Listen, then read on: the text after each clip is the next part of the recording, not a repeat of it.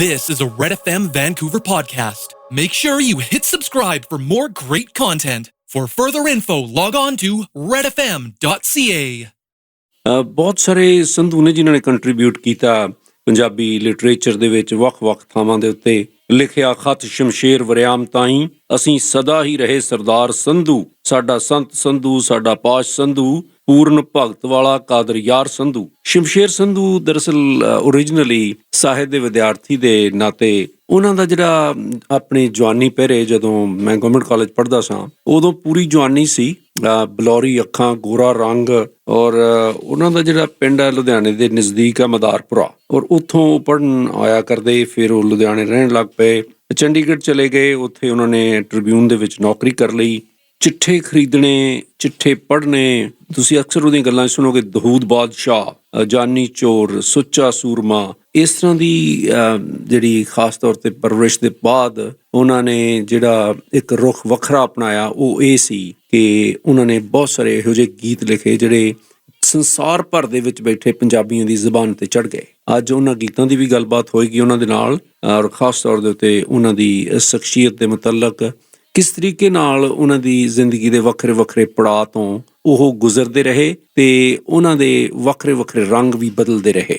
ਵਰਸੈਟੈਲਿਟੀ ਇੰਨੀ ਆ ਕਿ ਇੱਕ ਇਨਕਲਾਬੀ ਕਵੀ ਦੇ ਤੌਰ 'ਤੇ ਜਦੋਂ ਉਹ ਹੇਮਜੋਤੀ, ਸਿਆੜ ਜਾਂ ਹੋਰ ਇਸ ਤਰ੍ਹਾਂ ਦੇ ਕਈ ਮੈਗਜ਼ੀਨ ਉਸ ਵੇਲੇ ਨਿਕਲਿਆ ਕਰਦੇ ਸਨ, ਉਸ ਦੇ ਵਿੱਚ ਪ੍ਰਕਾਸ਼ਿਤ ਹੁੰਦੇ, ਨਾਗਮਣੀ ਦੇ ਵਿੱਚ ਪ੍ਰਕਾਸ਼ਿਤ ਹੋਣ ਲੱਗ ਪਏ। ਸੋ ਅੱਜ ਸ਼ਮਸ਼ੇਰ ਸੰਧੂ ਦਾ ਇੱਕ ਐਸਾ ਸਟੇਟਸ ਹੈ ਇਸ ਕਲਾ ਦੀ ਦੁਨੀਆ ਦੇ ਵਿੱਚ ਜਿੱਥੇ ਉਹਨਾਂ ਨੂੰ ਸਿਰਫ ਤੇ ਸਿਰਫ ਇੱਕ ਗੀਤਕਾਰ ਕਹਿ ਕੇ ਹੀ ਵਡਾਇਆ ਨਹੀਂ ਜਾ ਸਕਦਾ, ਸਗੋਂ ਉਹ ਇੱਕ ਵਿਸ਼ਾਲ ਪਰਸਨੈਲਿਟੀ ਦੇ ਮਾਲਕ ਹਨ। ਸ਼ਮਸ਼ੇਰ ਸੰਧੂ ਜੀ, ਜੀ ਆਇਆਂ ਨੂੰ, ਤੁਹਾਡਾ ਬਹੁਤ ਬਹੁਤ ਸਵਾਗਤ ਹੈ, ਵੈਲਕਮ। ਬਾਈ ਸਤਿ ਸ੍ਰੀ ਅਕਾਲ। ਸਤਿ ਸ੍ਰੀ ਅਕਾਲ ਜੀ, ਬਹੁਤ ਮਿਹਰਬਾਨੀ ਟਾਈਮ ਦੇਣ ਲਈ। ਜੀ ਸਰ, ਬੜੇ ਚਿਰ ਬਾਅਦ ਆਪਣੀ ਮੁਲਾਕਾਤ ਹੋ ਰਹੀ ਆ, ਬੜੀ ਯਾਦਗਾਰੀ ਮੁਲਾਕਾਤ ਅੱਗੇ ਹੋਈ ਸੀ। ਬਿਲਕੁਲ ਬਿਲਕੁਲ। ਪਹਿਲਾਂ ਤਾਂ ਸਾਨੂੰ ਇਹ ਦੱਸੋ ਬਈ ਅੱਜ ਕੱਲ੍ਹ ਤੁਸੀਂ ਕਿੱਥੇ ਰਹਿ ਰਹੇ ਹੋ ਤੇ ਕੀ ਕਰ ਰਹੇ ਹੋ? ਕੀ ਕੋਈ ਹੋਰ ਐਕਸਪੈਰੀਮੈਂਟ ਕਰ ਰਹੇ ਹੋ? ਤੁਸੀਂ ਬਹੁਤ ਵੱਖ-ਵੱਖ ਵਿਸ਼ਿਆਂ ਦੇ ਉੱਤੇ ਵੱਖ-ਵੱਖ ਫੀਲਡਸ ਦੇ ਵਿੱਚ ਕੰਮ ਕੀਤਾ। ਹਾਂਜੀ ਬਾਈ ਜੀ, ਚੰਡੀਗੜ੍ਹ ਰਿਹਾਇਸ਼ ਆ ਪਿਛਲੇ 30-35 ਸਾਲ ਤੋਂ, ਕਿਉਂਕਿ ਪੰਜਾਬੀ ਟ੍ਰਿਬਿਊਨ 'ਚ ਜਦੋਂ ਨੌਕਰੀ ਕੀਤੀ ਸੀ ਫਿਰ ਇੱਥੋਂ ਦੇ ਹੀ ਹੋ ਗਏ ਤੇ ਪਿੰਡ ਕਦੇ ਕਦਾਈ ਗੇੜਾ ਵੱਜਦਾ। ਤੇ ਹੁਣੇ ਜਿਹੀ ਮੇਰਾ ਇਹ ਸੀ ਕਿ ਨਵੇਂ ਸਿੰਗਰ ਹਿੰਮਤ ਸੰਧੂ ਦੀ ਆਵਾਜ਼ 'ਚ ਮੇਰਾ ਗੀਤ ਹੁਣੇ ਜਿਹੀ ਰਿਲੀਜ਼ ਹੋਇਆ, ਲਾਰਾ ਲੱਪਾ। ਤੇ ਇਹਦੇ ਨਾਲ ਇਹ ਦੋ ਗੱਲਾਂ ਜਿਹੜੀਆਂ ਜੁੜਦੀਆਂ, ਇੱਕ ਤਾਂ ਇਹ ਹੈ ਕਿ ਮੇਰੇ 500 ਗੀਤ ਪੂਰੇ ਹੋ ਗਏ ਵਾਹ ਜੀ ਵਾਹ ਗੀਤ ਦੇ ਨਾਲ। ਤੇ ਦੂਸਰਾ ਹੈ ਕਿ ਮੈਂ 9 ਪੀੜ੍ਹੀਆਂ ਪੰਜਾਬੀ ਗਾਇਕੀ ਦੀਆਂ 9 ਪੀੜ੍ਹੀਆਂ ਦਾ ਨੂੰ ਨੇੜਿਓਂ ਤੱਕਿਆ, ਹੰਢਾਇਆ, ਚਸ਼ਮਦੀਦ ਗਵਾਹ। ਤੇ ਇਹਦੇ ਨਾਲ ਮੈਂ 10ਵੀਂ ਪੀੜ੍ਹੀ 'ਚ ਪ੍ਰਵੇਸ਼ ਕਰ ਗਿਆ ਹਿੰਮਤ ਸੰਧੂ ਦੇ ਨਾਲ। ਕਿਆ ਬਾਤ ਹੈ। ਔਰ ਤੁਸੀਂ, ਜਦੋਂ ਮੈਂ ਤੁਹਾਨੂੰ ਇੰਟਰੋਡਿਊਸ ਕਰਦਾ ਜਾਂ ਮੈਂ ਦੱਸਦਾ, ਮੈਨੂੰ ਕਈ ਵਾਰੀ ਇਹ ਹੁੰਦਾ ਕਿ ਯਾਰ ਮੈਂ ਕੀ ਕਹਿ ਕੇ ਇੰਟਰੋਡਿਊਸ ਕਰਵਾਵਾਂ। ਮੇਰੇ ਚੇਤੇ ਆ ਜਦੋਂ ਤੁਸੀਂ ਪਹਿਲਾਂ ਪਹਿਲ ਹੇਮਜੋਤੀ ਸੁਰਿੰਦਰ ਕੱਢਣ ਲੱਗਿਆ, ਉਹਦੇ ਵਿੱਚ ਤੁਹਾਡੀਆਂ ਕਵਿਤਾਵਾਂ ਅਸੀਂ ਲੱਭਿਆ ਕਰਦੇ ਸੀ। ਕਾਲਜ ਦੇ ਮੈਗਜ਼ੀਨ ਦੇ ਵਿੱਚ ਤੁਸੀਂ ਇੱਕ ਬੋਲੀ ਲਿਖੀ, ਮੇਰੇ ਖਿਆਲ ਹਾਲੇ ਤੱਕ ਬਹੁਤ ਸਾਰੇ ਲੋਕਾਂ ਨੂੰ ਯਾਦ ਹੋਣੀ ਆ। ਮੁੰਡਾ ਮਰ ਗਿਆ ਸੀ ਸ਼ਰਨਜੀਤ, ਸੁੰਨੀ ਲੱਗਦੀ ਦਰਾਹੇ ਵਾਲੀ ਗੱਡੀ ਸ਼ਰਨਜੀਤ ਤੇਰੇ ਬਿਨਾਂ। ਔਰ ਉਹ ਮੈਗਜ਼ੀਨ ਤੋਂ ਇਲਾਵਾ ਵੀ ਬਹੁਤ ਸਾਰੀਆਂ ਇਹੋ ਜਿਹੀਆਂ ਇਨਕਲਾਬੀ ਕਵਿਤਾ ਸੀ ਜਿਹੜੀਆਂ ਉਸ ਵੇਲੇ ਨੈਕਸਲਾਈਟ ਮੂਵਮੈਂਟ ਦੇ ਨਾਲ, ਉਹਨਾਂ ਦੀ ਫਿਲਾਸਫੀ ਦੇ ਨਾਲ ਮੇਲ ਖਾਂਦੀਆਂ ਸੀ। ਤੁਹਾਨੂੰ ਸਭ ਤੋਂ ਪਹਿਲਾਂ ਕਿੱਥੋਂ ਚੇਟਕ ਲੱਗੀ ਇਹ ਲਿਖਣ ਦੀ? ਪਹਿਲਾਂ ਤਾਂ ਉਹੀ ਸੀ ਅਸਲ 'ਚ, ਉਹ ਜਿਹੜਾ ਸਾਡਾ ਪਿੰਡ ਆ, ਬੇਟ ਦਾ ਇਲਾਕਾ, ਤੇ ਉਹ ਪੇਂਡੂ ਹੱਡੀ ਦਾ, ਪੇਂਡੂ ਸੱਭਿਆਚਾਰ ਦਾ, ਜਿਵੇਂ ਚੇਰ ਚੌਦਾਂ ਦਾ ਮੇਲਾ, ਸਦਵਾਂ ਵਿੱਚ ਜਗਰਾਉਂ ਰੌਸ਼ਨੀ ਦਾ ਮੇਲਾ, ਆਹ ਮੇਲਿਆਂ ਦੇ ਵਿੱਚ ਮੈਂ ਜਿਹੜਾ ਆਪਦੇ ਬਾਪੂ ਜੀ ਨਾਲ ਜਾਂਦਾ ਰਿਹਾ ਨਾ, ਉੱਥੋਂ ਹੀ ਉਹ ਚਿੱਠੇ ਕਿਸੇ ਪੜ੍ਹਦਾ ਰਿਹਾ। ਪਿੰਡ ਪ੍ਰੀਤ ਲੜੀ ਆਉਂਦੀ ਸੀਗੀ ਹੱਟੀ ਤੇ ਮੈਨੂੰ ਲੱਗਦਾ ਉਹ ਸਾਰੇ ਵਾਤਾਵਰਨ ਦੇ ਵਿੱਚੋਂ, ਮੇਲਿਆਂ ਦੇ ਵਿੱਚੋਂ, ਕਿੱਸਿਆਂ ਦੇ ਵਿੱਚੋਂ ਤੇ ਇਹਦੇ ਵਿੱਚੋਂ ਜਿਹੜਾ ਹੈਗਾ, ਜੇ ਗਾਉਣ ਵਾਲੇ ਆਉਂਦੇ ਸੀ, ਨਕਲੀਏ ਨਚਾਰ ਆਉਂਦੇ ਸੀ ਪਿੰਡਾਂ ਦੇ ਵਿੱਚ, ਉੱਥੋਂ ਹੀ ਕਿਤੇ ਮੈਨੂੰ ਲੱਗਦਾ ਵੀ ਅੰਦਰ ਇਹ ਚੰਗਿਆੜੀ ਫੁੱਟ ਪਈ। ਤੇ ਫਿਰ ਛਪਣਾ ਕਦੋਂ ਸ਼ੁਰੂ ਹੋਇਆ ਤੁਹਾਡਾ ਜਿਹੜਾ ਸਾਹਿਤਕ ਕਵਿਤਾਵਾਂ ਤੇ ਹੋਰ ਚੀਜ਼ਾਂ ਜਦੋਂ ਛਪੀਆਂ ਨੇ, ਪਹਿਲਾਂ ਕਿਹਨੇ ਛਾਪੀ? ਸਭ ਤੋਂ ਪਹਿਲਾਂ ਇੱਕ ਮੇਰਾ ਉਹੀ ਜੇ ਸੀ, ਇੱਕ ਦੇਸ਼ ਪਿਆਰ ਦਾ ਗੀਤ, ਉਹ ਸੈਨਿਕ ਸਮਾਚਾਰ 'ਚ ਛਪਿਆ, ਫੌਜੀਆਂ ਦਾ ਰਸਾਲਾ ਹੁੰਦਾ ਸੀਗਾ। ਤੇ ਫਿਰ ਜਿਹੜੀਆਂ ਮੇਰੀਆਂ ਪਹਿਲੀ ਵਾਰ ਕਵਿਤਾਵਾਂ, ਜੀਵਨ ਸਾਂਝਾਂ ਤੇ ਸਰਦਲ ਰਸਾਲਾ ਸੀ। ਜੀਵਨ ਸਾਂਝਾਂ ਲੁਧਿਆਣਿਓਂ ਨਿਕਲਦਾ ਸੀ ਤੇ ਸਰਦਲ ਨੂੰ ਗੁਰਸ਼ਰਨ ਭਾਜੀ ਅੰਮ੍ਰਿਤਸਰੋਂ ਕੱਢਦੇ ਹੁੰਦੇ ਸੀ। ਤੇ ਬਸ ਫਿਰ ਇੰਨੇ, ਫਿਰ ਮਿੰਨੀ ਮੈਗਜ਼ੀਨ ਵੀ, ਵੱਡੇ ਮੈਗਜ਼ੀਨ ਵੀ, RC, ਪ੍ਰੀਤ ਲੜੀ, ਹੇਮਜੋਤੀ, ਗਾਂ ਦ੍ਰਿਸ਼ਟੀ ਆਏ, ਨਾਗਮਣੀ, ਸਾਰਿਆਂ ਦੇ ਵਿੱਚ ਹੀ, ਕਿੰਤੂ ਵਗੈਰਾ ਦੇ ਵਿੱਚ ਨਾ, ਮਤਲਬ ਜਿਵੇਂ ਮੇਰੇ ਫਿਰ ਗੀਤਾਂ ਵੇਲੇ ਮੇਰਾ ਜਿਹੜੀ ਕੜ ਪਾਟ ਗਿਆ ਸੀਗਾ, ਉਦੋਂ ਕਵਿਤਾਵਾਂ ਤੇ ਕਹਾਣੀਆਂ ਵੀ ਬਹੁਤ ਜ਼ਿਆਦਾ ਲਿਖੀਆਂ ਤੇ ਛਪਦੀਆਂ ਰਹੀਆਂ। ਸੋ ਗੀਤ ਕਦੋਂ ਲਿਖਣੇ ਸ਼ੁਰੂ ਕੀਤੇ ਤੁਸੀਂ? ਜਦੋਂ ਕਹਾਣੀ ਤੋਂ ਕਵਿਤਾ ਤੋਂ ਲਾਂਭੇ ਹੋ ਕੇ? ਹਾਂਜੀ, ਪਹਿਲਾ ਗੀਤ ਜਿਹੜਾ ਮੇਰਾ ਸੀਗਾ ਉਹ ਕ੍ਰੀਏਟਿਵ ਰਚਨਾ ਨਹੀਂ, ਮੈਂ ਉਹਨੂੰ ਮੰਨਦਾ, ਉਹ ਇੱਕ ਤਰ੍ਹਾਂ ਨਾਲ ਤੁਕਬੰਦੀ ਸੀ। ਉਹ ਜਾਨੀ ਚੋਰ ਸੀ, ਸੁਰਿੰਦਰ ਸ਼ਿੰਦੇ ਦੀ ਆਵਾਜ਼ ਆਇਆ ਸੀ ਉਸ LP ਰਿਕਾਰਡ 'ਚ, ਜਿਹਦੇ 'ਚ ਲੁੱਟ ਕੇ ਸੇਜ ਸੱਸੀ ਵੀ ਲੈ ਗਏ। ਲੇਕਿਨ ਨਾਲ ਹੀ ਇੱਕ ਛੋਟਾ ਜਿਹਾ ਕੀ ਘਟਨਾ ਹੋਈ, ਮੇਰਾ ਹੋ ਗਿਆ, ਮੈਂ ਗਾਇਕਾਂ ਦੇ ਬਾਰੇ ਰੇਖਾ ਚਿੱਤਰ ਲਿਖਦਾ ਸੀ, ਲੇਖ ਲਿਖਦਾ ਸੀ, ਅਕਾਲੀ ਪੱਤਰਕਾਰ 'ਚ ਬਹੁਤ ਛਪਦੇ ਸੀਗੇ। ਤੇ ਕੀ ਹੋਇਆ ਵੀ ਮੇਰਾ ਐਕਸੀਡੈਂਟ ਹੋ ਗਿਆ। ਐਕਸੀਡੈਂਟ ਕਾਰਨ ਮੇਰੇ ਹੱਥ ਤੇ ਪਲਾਸਟਰ ਲੱਗ ਗਿਆ। ਜਿਹੜਾ ਮੈਂ ਲੇਖ ਲਿਖਣਾ ਸੀ ਡਿਸਕੋ ਲਹਿਰ ਦੇ ਉੱਤੇ, ਉਹ ਲੇਖ ਲਿਖ ਨਹੀਂ ਸੀ ਸਕਦਾ ਕਿਉਂਕਿ 2 ਹੀ ਉਂਗਲਾਂ ਸੀ। ਤੇ ਫਿਰ ਮੈਂ ਕੀ ਕੀਤਾ ਵੀ ਉਸ ਲੇਖ ਨੂੰ ਚਲੋ ਮੈਂ ਕਿਹਾ ਗੀਤ 'ਚ ਪਰੋ ਲਓ। ਉਹ ਗੀਤ ਵਿੱਚ ਪਰੋਇਆ ਤੇ ਉਹ ਐਸਾ ਭਾਜੀ ਸੂਤ ਬੈਠਾ ਵੀ ਜਿਹੜੀਆਂ 4 ਲਾਈਨਾਂ ਇਹ ਸੀ ਕਿ ਚੱਲੀ ਡਿਸਕੋ ਦੀ ਲਹਿਰ ਪੁੰਜੇ ਲੱਗਦੇ ਨਾ ਪੈਰ, ਹੁਣ ਦਿਸਦੀ ਨਾ ਖੈਰ, ਸਾਡਾ ਤੂੰ ਪਤਾ ਵਿਚਾਰਾ ਤਾਰ ਤਾਰ ਹੋ ਗਿਆ, ਗਾਉਣ ਵਾਲਿਆਂ ਨੂੰ ਡਿਸਕੋ ਬੁਖਾਰ ਹੋ ਗਿਆ, ਚਾਦਰੇ ਨੂੰ ਛੱਡ ਛੱਡੇ ਜੀਨ ਨੂੰ ਸਵਾ ਲਿਆ, ਲਾ ਕੇ ਪੱਗ ਮਾਨਕ ਨੇ ਸੂਟ ਬੂਟ ਪਾ ਲਿਆ, ਮਾਨ ਮਰ ਜਾਣਾ ਪਹਿਲਾਂ ਰਿਹਾ ਦਰਕਾਰ ਦਾ, ਹੁਣ ਜਿੰਨਾ ਗਾਉਂਦਾ ਛਾਲਾ ਓਨੀਆਂ ਹੀ ਮਾਰਦਾ, ਕਿਸੇ ਇੱਕ ਦਾ ਨਹੀਂ ਦੋਸ਼ ਸਾਰੇ ਹੋ ਗਏ ਮਦੋਸ਼, ਸਾਡਾ ਵਿਰਸਾ ਤਾਂ ਸਾਰਾ ਹੀ ਲੰਗਾਰ ਹੋ ਗਿਆ, ਗਾਉਣ ਵਾਲਿਆਂ ਨੂੰ ਡਿਸਕੋ ਬੁਖਾਰ। ਇਹ ਗੀਤ ਇੰਨਾ ਚੱਲ ਗਿਆ ਤੇ ਮੇਰਾ ਛੇਤੀ ਹੀ ਉਹ ਮੇਰੇ ਗੀਤਾਂ ਦੀ ਮੰਗ ਸ਼ੁਰੂ ਹੋ ਗਈ। ਗਾਇਕ ਭਾਈਚਾਰਾ ਮੰਗਣ ਲੱਗ ਗਿਆ, ਕਹਿੰਦਾ ਸਾਨੂੰ ਵੀ ਦੇ, ਸਾਨੂੰ ਵੀ। ਤੇ ਪਾਸ਼ ਨਾਲ ਵੀ ਤੁਹਾਡੀ ਬੜੀ ਦੋਸਤੀ ਰਹੀ। ਸੁਰਜੀਤ ਬੰਦ ਰੱਖੀਏ ਨੂੰ ਤੁਸੀਂ ਕਿਵੇਂ ਮਿਲੇ ਤੇ ਪਾਸ਼ ਨਾਲ ਮੁਲਾਕਾਤ ਕਿੱਥੇ ਹੋਈ? ਗੁਰਭਜਨ ਗਿੱਲ ਹੋਣੀ, ਹਰਪਾਲ ਕਨੇਚ ਵੀ, ਪ੍ਰੇਮ ਬਰਵਾਲਾ, ਸਾਡੀ ਜਿਹੜੀ ਲੇਖਕ ਸਭਾ ਸਾਹਿਬ ਸਭਾ ਸੀ, ਸਾਡੇ ਟੀਚਰ ਸੀ ਡਾਕਟਰ ਸੁਰਿੰਦਰਪਾਲ ਸਿੰਘ SP ਸਿੰਘ, ਜਿਹੜੇ ਬਾਅਦ ਵਾਈਸ ਚਾਂਸਲਰ ਬਣੇ। ਅਸੀਂ ਹਰ 15 ਦਿਨਾਂ ਬਾਅਦ ਸਾਹਿਤਕ ਸਮਾਗਮ ਕਰਾਉਂਦੇ ਸੀ, ਕਦੇ ਕਵੀ ਦਰਬਾਰ, ਕਦੇ ਕਹਾਣੀ ਦਰਬਾਰ, ਕਦੇ ਇੱਕ ਲੜੀ ਚਲਾ ਲਈ ਮੈਂ ਕਿਵੇਂ ਲਿਖਦਾ ਹਾਂ। ਪਾਸ਼ ਉਹਨਾਂ ਨੂੰ ਉੱਥੇ ਕਵੀ ਦਰਬਾਰ 'ਚ ਸੱਦਿਆ ਗਿਆ ਤੇ ਉਹ ਕਹਿੰਦਾ ਵੀ ਜਿਹੜਾ ਤੁਸੀਂ ਸੰਕਲਪ ਰਸਾਲਾ ਕੱਢਦੇ ਹੋ, ਅਸੀਂ ਉਦੋਂ ਵਿਦਿਆਰਥੀ ਜੀਵਨ 'ਚ ਕੱਢਦੇ ਸੀ, ਉਹ ਕਹਿੰਦਾ ਵੀ ਮੈਨੂੰ ਬਹੁਤ ਪਸੰਦ ਆ ਤੇ ਇਹ ਜਾਰੀ ਰੱਖਿਓ। ਉਹਦੇ ਵਿੱਚ ਕਵਿਤਾਵਾਂ ਕਹਾਣੀਆਂ ਨਹੀਂ ਸੀ, ਉਹਦੇ 'ਚ ਵਿਅੰਗ ਵਗੈਰਾ ਹੁੰਦੇ ਸੀ, ਕਟਾਕਸ਼ ਸੀਗੇ ਤੇ ਐਂਟੀ ਐਸਟੈਬਲਿਸ਼ਮੈਂਟ ਚੱਲਦਾ ਸੀ। ਉਹ ਬਸ ਐਸੀ ਛੋਟੀ ਜਿਹੀ ਮੁਲਾਕਾਤ ਹੀ ਮੁੜ ਕੇ ਐਸੀ ਗੂੜੀ ਦੋਸਤੀ ਬਣ ਗਈ ਤੇ ਚੱਲ ਸੋ ਚੱਲ। ਇਸੇ ਤਰ੍ਹਾਂ ਬਿੰਦ ਰੱਖੀਆ ਭੰਗੜੇ ਨਾਲ ਬੋਲੀਆਂ ਪਾਉਂਦਾ ਹੁੰਦਾ ਸੀ। ਇਹਦਾ ਮੈਂ ਟੈਗੋਰ ਥੀਏਟਰ 'ਚ ਇੱਥੇ ਬੋਲੀਆਂ ਪਾਉਂਦੇ ਇਹਨੂੰ ਭੰਗੜੇ 'ਚ ਦੇਖਿਆ ਤੇ ਮੈਂ ਕਿਉਂਕਿ ਪੂਰਾ ਮਤਲਬ ਭਰਿਆ ਫਿਰਦਾ ਸੀਗਾ ਵਿਚਾਰਾਂ ਨਾਲ ਤੇ ਮੈਨੂੰ ਸੀ ਵੀ ਹੁਣ ਕਿਸੇ ਨਾ ਕਿਸੇ ਤੇ ਮੈਂ ਇਹ ਦਾ ਲਾਵਾਂ। ਮੈਨੂੰ ਲੱਗਿਆ ਇਹ ਆਵਾਜ਼ ਬਹੁਤ ਫਿੱਟ ਆ ਤੇ ਉਹ ਬਿੰਦ ਰੱਖੀਏ ਨਾਲ ਇਸ ਤਰ੍ਹਾਂ ਛੋਟੀ, ਉਹ ਮੈਨੂੰ ਮਿਲਣਾ ਚਾਹੁੰਦਾ ਸੀ ਕਿਉਂਕਿ ਅਖਬਾਰਾਂ 'ਚ ਮੇਰਾ ਕਾਫੀ ਜ਼ਿਕਰ ਆਉਂਦਾ ਰਹਿੰਦਾ ਸੀਗਾ। ਸੋ ਇਸੇ ਤਰ੍ਹਾਂ ਹੀ ਛੋਟੀ ਛੋਟੀਆਂ ਮੁਲਾਕਾਤਾਂ ਬਿੰਦ ਰੱਖੀਆ, ਪਾਸ਼, ਦਦਾਰ ਸੰਧੂ, ਇਹਨਾਂ ਨਾਲ ਮੇਰਾ ਬਹੁਤ ਜ਼ਿਆਦਾ ਹੀ ਨੇੜਲੇ ਸੰਬੰਧ ਬਣੇ। ਅੱਛਾ ਸ਼ਮਸ਼ੇਰ ਸੰਧੂ ਜੀ, ਇਹ ਗੱਲ ਸੱਚੀ ਹੈ ਵੀ ਜਦੋਂ ਤੁਸੀਂ ਬਿੰਦ ਰੱਖੀਏ ਦਾ ਉਹ ਗੀਤ ਸੁਣਿਆ, ਬਾਣੀਏ ਨੇ ਜੱਟ ਢਾਲਿਆ ਜਾਂ ਉਹਦੀ ਬੋਲੀ ਸੁਣੀ, ਉਸ ਤੋਂ ਬਾਅਦ ਥੋੜੀ ਦਿਲਚਸਪੀ ਬਣੀ ਹੈ ਉਸ ਦੇ ਵਿੱਚ? ਨਹੀਂ ਜੀ, ਉਸ ਤੋਂ ਪਹਿਲਾਂ ਸਿਰਫ ਬੋਲੀਆਂ ਇਹਨੂੰ ਪਾਉਂਦੇ ਨੂੰ ਜਦੋਂ ਦੇਖਿਆ ਸੀ ਟੈਗੋਰ ਥੀਏਟਰ, ਤਾਂ ਉਦੋਂ ਕੀ ਸੀ ਕਿ ਸਾਡਾ ਮਿੱਤਰ ਇਕਬਾਲ ਢਿੱਲੋਂ ਫਿਲਮ ਬਣਾ ਰਿਹਾ ਸੀ ਅਣਖ ਜੱਟਾਂ ਦੀ। ਉਦੋਂ ਜਿੰਨੀਆਂ ਕੁ ਫਿਲਮਾਂ ਬਣੀਆਂ, ਜਗਜੀਤ ਚੂੜਚੱਕ, ਇਕਬਾਲ ਢਿੱਲੋਂ, ਵਿਜੇ ਟੰਡਨ ਹੋਣੀ, ਉਹ ਸਾਰਾ ਗੀਤ ਸੰਗੀਤ ਦਾ ਜ਼ਿੰਮਾ ਇੰਚਾਰਜ ਮੈਨੂੰ ਬਣਾ ਦਿੰਦੇ ਹੁੰਦੇ ਸੀ। ਇਹਦੇ 'ਚ ਕਿਹਨੂੰ ਪਾਉਣਾ, ਕੀ ਤੋਂ ਲਿਖਾਉਣੇ ਆ, ਕਿਹੜਾ ਪਾਉਣਾ, ਸੁਰਿੰਦਰ ਸ਼ਿੰਦਾ, ਸਰਬਜੀਤ ਕੋਕੇ ਵਾਲੀ, ਗੁਰਦਾਸ ਮਾਨ ਜਾਂ ਹਾਕਮ ਸੂਫੀ ਜਾਂ ਦਿਲਸ਼ਾਦ ਅਖਤਰ। ਤੇ ਉਹਦੇ 'ਚ ਮੈਂ ਕਹਿਤਾ, ਮੈਂ ਕਿਹਾ ਯਾਰ ਇੱਕ ਨਵੇਂ ਮੁੰਡੇ ਨੂੰ ਵੀ ਮੌਕਾ ਦੇਈਏ ਆਪਾਂ। ਉਹਦੇ ਵਿੱਚ ਦਿਲਸ਼ਾਦ ਅਖਤਰ, ਸ਼ਿੰਦੇ ਹੋਣੀ ਸਾਰੇ ਸੀਗੇ, ਸਰਬਜੀਤ ਕੋਕੇ ਵਾਲੀ ਸੀਗੀ ਤੇ ਨਵੇਂ ਮੁੰਡੇ ਦੇ ਤੌਰ ਤੇ ਬਿੰਦ ਰੱਖੀਏ ਨੂੰ ਦੂਸਰਾ ਅਸੀਂ ਉਹਦੇ 'ਚ ਗੀਤ ਪਾਇਆ। ਤੇ ਬਿੰਦ ਰੱਖੀਏ ਨੂੰ ਯਕੀਨ ਨਹੀਂ ਸੀ ਆਉਂਦਾ ਵੀ ਐਡੀ ਛੇਤੀ ਮੇਰੀ ਇਹ ਤਾਂ ਜੇ ਕੋਈ ਕੈਸਟ ਵੀ ਨਹੀਂ ਆਈ, ਮੈਨੂੰ ਫਿਲਮ 'ਚ ਕਿੱਥੇ ਮੌਕਾ ਮਿਲ ਜੂਗਾ। ਤੇ ਉਹ ਕਹੀ ਜਾਵੇ ਮੇਰਾ ਅੱਧਾ ਸਿਰ ਦੁਖਦਾ। ਮੈਂ ਕਿਹਾ ਕੋਈ ਨਹੀਂ, ਤੈਨੂੰ ਯਕੀਨ ਨਹੀਂ ਆਉਂਦਾ, ਜਦੋਂ ਤੇਰਾ ਗੀਤ ਰਿਕਾਰਡ ਹੋ ਗਿਆ ਨਾ ਤੇ ਸਿਰ ਤੇਰਾ ਦੁਖਣਾ ਸਾਰੀ ਉਮਰ, ਫਿਰ ਤੇਰਾ ਸਿਰ ਨਹੀਂ ਦੁਖਣਾ। ਅੱਛਾ ਜੀ, ਉਦੋਂ ਬਾਅਦ ਸ਼ੁਰੂ ਹੋਇਆ ਫਿਰ ਉਹਦੇ ਨਾਲ? ਉੱਥੋਂ ਬਾਣੀ ਨੇ ਜੱਟ ਢਾਲਿਆ ਐਸਾ ਉਹ ਟਿਪਸ ਕੰਪਨੀ ਨੇ ਉਦੋਂ ਕੱਢਤਾ ਤੇ ਉਦੋਂ ਬਾਅਦ ਉਹ ਲੱਭਦੇ ਫਿਰਨ ਬਈ ਇਹ ਸਿੰਗਰ ਕੌਣ ਆ। ਤੇ ਬਸ ਦੇਖ ਲਓ ਫਿਰ ਆਖਰੀ ਸਾਹਾਂ ਤੱਕ ਉਹ ਮੈਂ ਕਹਿੰਦਾ ਹੁੰਦਾ ਵੀ ਪੰਜਾਬੀ ਗਾਇਕੀ 'ਚ ਇੱਕ ਹੀ ਮਿਸਾਲ ਆ ਵੀ ਕੋਈ ਗੀਤਕਾਰ, ਕੋਈ ਗਾਇਕ ਗੀਤ ਲੇਖਕ ਨਾਲ ਆਖਰੀ ਸਾਹਾਂ ਤੱਕ ਨਿਭਾ ਗਿਆ। ਉਹ ਸੁਰਜੀਤ ਬਿੰਦ ਰੱਖੀਆ ਤੇ ਮੇਰੀ ਸੰਧੂ ਦੀ ਦੋ ਜੋੜੀ ਸੀ। ਮੈਂ ਕਹਿੰਦਾ ਉਹਨਾਂ ਦੀ ਸਦੀਕ ਰਣਜੀਤ ਹੋਣਾ ਦੀ 35 ਸਾਲਾਂ ਬਾਅਦ ਵੀ ਟੁੱਟ ਗਈ ਸੀ। ਬਿਲਕੁਲ। ਮੈਂ ਨਾ ਜੀ ਤੁਹਾਡੇ ਜਿਹੜਾ ਤੁਹਾਡਾ ਗੀਤ ਜਿਹਦੇ ਕਰਕੇ ਤੁਸੀਂ ਸੰਸਾਰ ਭਰ ਦੇ ਵਿੱਚ ਜਾਣੇ ਜਾਂਦੇ ਹੋ ਔਰ ਅੱਜ ਵੀ ਪਾਰਟੀਆਂ ਦੇ ਵਿੱਚ ਚੱਲਦਾ, ਉਹਦੇ 2 ਬੋਲ ਸੁਣਾਉਣੇ ਚਾਹੁੰਦਾ ਤਾਂ ਕਿ ਤੁਹਾਡੇ ਚੇਤੇ ਆ ਸਕੇ। ਸੋ ਮੈਨੂੰ ਲੱਗਦਾ ਕਿ ਹਜ਼ਾਰਾਂ ਨਹੀਂ ਲੱਖਾਂ ਲੋਕਾਂ ਨੂੰ ਇਹ ਗੀਤ ਤੁਹਾਡਾ ਹਮੇਸ਼ਾ ਚੇਤੇ ਰਹੇਗਾ। ਇਹ ਕਿਸ ਪਰਿਸਥਿਤੀਆਂ ਦੇ ਵਿੱਚ ਲਿਖਿਆ ਸੀ ਤੇ ਕਿਸ ਤਰੀਕੇ ਨਾਲ ਫਿਰ ਇਹ ਪਪੂਲਰ ਹੋਇਆ? ਸਾਡਾ ਮਿੱਤਰ ਸੰਗੀਤਕਾਰ ਅਤਲ ਸ਼ਰਮਾ ਜੀ ਮੈਨੂੰ ਕਹਿੰਦੇ ਹੁੰਦੇ ਸੀ ਬਈ ਭਾਜੀ ਤੁਸੀਂ ਨਾ ਲਿਟਰੇਚਰ ਦੇ ਜਿਹੜਾ ਪੌੜੀ ਦੇ ਉੱਤੇ ਖੜੇ ਹੋ ਨਾ, ਛੱਤ ਤੇ ਥੋੜਾ ਜਿਹਾ ਥੱਲੇ ਉਤਰਿਆ ਹੋ ਵੀ ਆਪਾਂ ਨਾ ਜਿਹੜਾ ਹੈਗਾ ਮਾਰਕੀਟ ਦੀ ਨਬਜ਼ ਨੂੰ ਪਛਾਣਦੇ ਹੋਏ ਆਮ ਲੋਕਾਂ ਦੇ ਨੂੰ ਨਿਸ਼ਾਨਾ ਰੱਖ ਕੇ। ਤੇ ਮੇਰੇ ਪਹਿਲਾਂ ਹੁੰਦੇ ਸੀ ਜ਼ਿਆਦਾ ਲਿਟਰੇਰੀ ਗੀਤ ਵੀ, ਜੀ ਹਾਸੇ ਨਾ ਹੁਣ ਚੰਗੇ ਲੱਗਦੇ ਨਾ ਹੀ ਜਾਮ ਸੁਰਾਈਆਂ, ਮਿੱਤਰਤਾ ਦੇ ਸ਼ੀਸ਼ੇ ਉੱਤੇ ਅੱਜ ਤਰੇੜਾਂ ਆਈਆਂ, ਜਾਂ ਬੇਕਦਰਾ ਕਦਰ ਨਾ ਜਾਣ।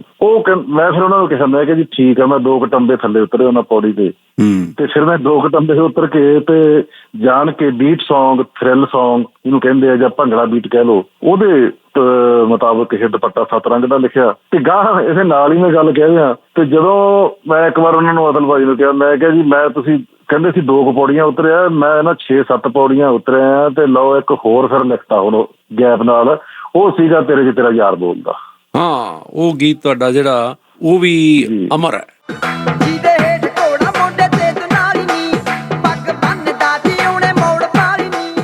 ਸੰਧੂ ਸਾਹਿਬ, ਜਿਨ੍ਹਾਂ ਲੋਕਾਂ ਨੇ ਰਾਤ ਨੂੰ ਇਹ ਗੀਤ ਸੁਣਿਆ ਤੇ ਨੱਚੇ, ਦੂਜੇ ਦਿਨ ਮੈਂ ਉਹੀ ਲੋਕ ਇਹਦੀ ਨੁਕਤਾਚੀਨੀ ਕਰਦੇ ਵੇਖੇ ਕਿ ਸੰਧੂ ਨੇ ਬਹੁਤ ਲੱਚਰ ਗੀਤ ਲਿਖਤਾ, ਲੋਕ ਭੈਣ ਭਰਾ ਇਸ ਗੀਤ ਤੇ ਨੱਚੀ ਜਾਂਦੇ ਆ, ਆਹ ਹੋ ਗਿਆ ਜੀ, ਵਾਹ ਹੋ ਗਿਆ, ਪਰ ਗੀਤ ਰਾਤ ਨੂੰ ਫਿਰ ਉਹੀ ਚੱਲਿਆ ਕਰੇ। ਇਸ ਗੀਤ ਦੇ ਮੁਤਲਕ ਤੁਹਾਨੂੰ ਕੀ ਗੱਲਾਂ ਬਰਦਾਸ਼ਤ ਕਰਨੀਆਂ ਪਈਆਂ? ਕਿੰਨੀ ਕੁ ਪ੍ਰਸ਼ੰਸਾ ਹੋਈ?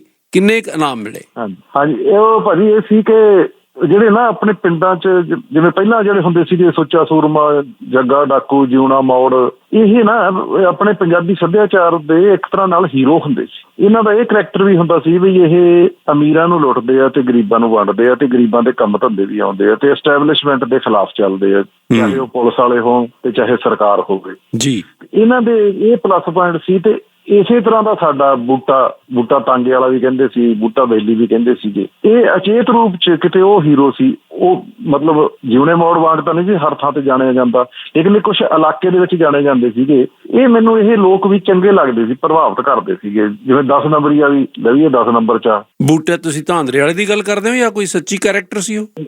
ਨਹੀਂ, ਇਹ ਬੂਟਾ ਸਾਡੇ ਪਿੰਡ ਦਾ ਹੀ ਸੀਗਾ। ਇਹ ਸਮੁੰਦਰੀ ਤਹਿਸੀਲ ਤੇ ਲੈਲਪੁਰ ਜ਼ਿਲ੍ਹੇ ਦੇ ਵਿੱਚ ਉਧਰ ਇਹਨਾਂ ਦੀ ਦੁਸ਼ਮਣੀ ਪੈ ਗਈ ਤੇ ਉਹਦੀ ਲੱਤ ਕੱਟੀ ਗਈ। ਅੱਛਾ। ਉਹਨਾਂ ਨੇ ਦੋਹਾਂ ਧਿਰਾਂ ਦੇ ਕਈ ਬੰਦੇ ਮਰੇ ਸੀਗੇ। ਉਹ ਫਿਰ ਬੂਟੇ ਦੀਆਂ ਅਸੀਂ ਜਿਹੜੀਆਂ ਗੱਲਾਂ ਬਾਤਾਂ ਸੁਣਦੇ ਹੁੰਦੇ ਸੀਗੇ ਹੋਰਾਂ ਤੋਂ, ਫਿਰ ਬੂਟੇ ਬੇਲੀ ਦਾ, ਕਿਉਂਕਿ ਸਾਡੇ ਪਿੰਡ ਦਾ ਹੀ ਸੀ, ਉਹ ਹਿੰਦੂ ਗੋਤ ਸੀ ਉਹਦਾ।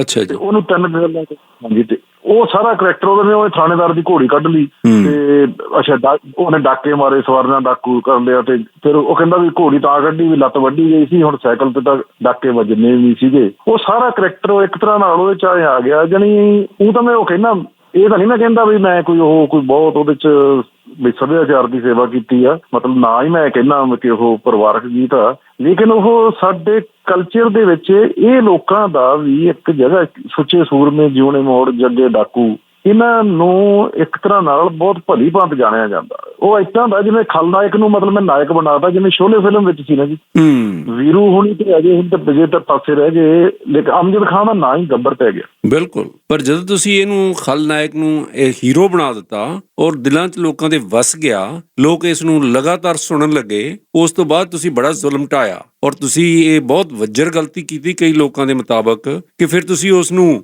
ਮਾਰ ਮੁਕਾਇਆ ਔਰ ਉਹ ਵੀ ਗੀਤ ਦੇ ਰੂਪ ਵਿੱਚ ਬਿੰਦ ਰੱਖੀ ਨੇ ਫਿਰ ਗਾ ਦਿੱਤਾ।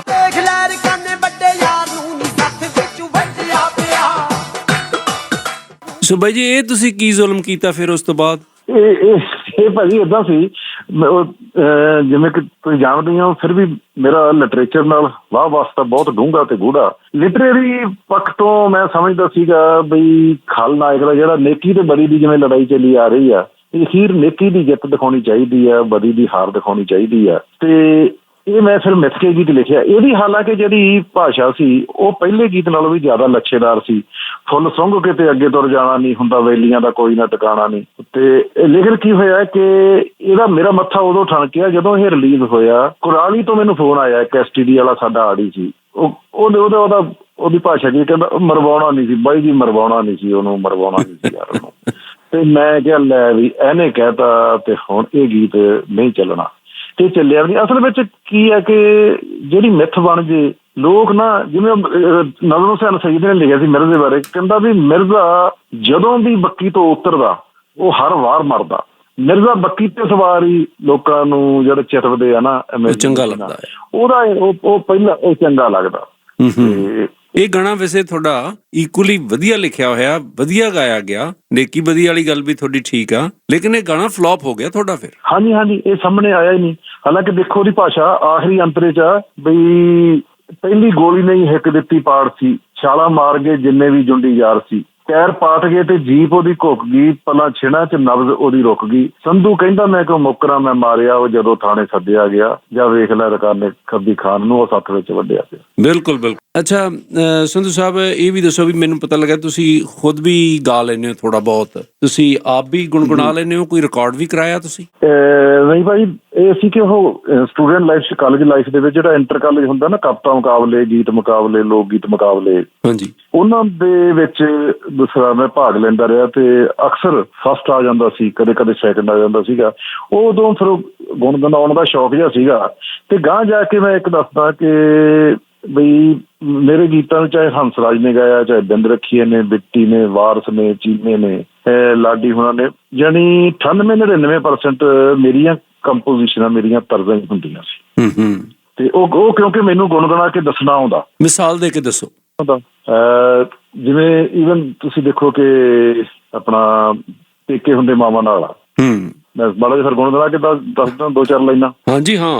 ਹਾਂਜੀ। ਕਬਰਾਂ ਵਿੱਚੋਂ ਬੋਲ ਨੀ ਮਾਏ, ਦੁੱਖ ਸੁੱਖ ਧੀ ਨਾਲ ਫੋਲ ਨੀ ਮਾਏ, ਆਵਾਂ ਤਾਂ ਮੈਂ ਆਵਾਂ ਮਾਏ, ਆਵਾਂ ਕਿਹੜੇ ਚਾਵਾਂ ਨਾਲ, ਮਾਂ ਮੈਂ ਮੁੜਨੀ ਪੇਕੇ ਆਉਣਾ, ਪੇਕੇ ਹੁੰਦੇ ਮਾਵਾਂ ਨਾਲ, ਮਾਂ ਮੈਂ ਮੁੜਨੀ ਪੇਕੇ ਆਉਣਾ, ਪੇਕੇ ਹੁੰਦੇ ਮਾਵਾਂ ਨਾਲ। ਭਾਬੀਆਂ ਨੱਕ ਬੁੱਲ ਵੱਟਦੀਆਂ ਨੇ ਤੇ ਵੀਰੇ ਬੇਵਸ ਲੱਗਦੇ ਨੇ, ਬੁੱਢੇ ਬਾਪ ਦੇ ਅਥਰੂ ਮਾਏ, ਅੰਦਰੇ ਅੰਦਰ ਵਗਦੇ ਨੇ। ਉਹੀ ਘਰ ਹੈ ਉਹੀ ਵੇੜਾ, ਉਹੀ ਘਰ ਹੈ ਉਹੀ ਵੇੜਾ, ਕਾਹਦਾ ਮਨ ਭਰਾਵਾਂ ਨਾਲ, ਮਾਂ ਮੈਂ ਮੁੜਨੀ ਪੇਕੇ ਆਉਣਾ, ਪੇਕੇ ਹੁੰਦੇ ਮਾਵਾਂ ਨਾਲ, ਪੇਕੇ ਹੁੰਦੇ ਮਾਵਾਂ। ਵਾਹ ਬਾਈ ਜੀ, ਕਿਆ ਬਾਤ ਹੈ। ਮਾਂ ਮੈਂ ਮੁੜਨੀ ਪੇਕੇ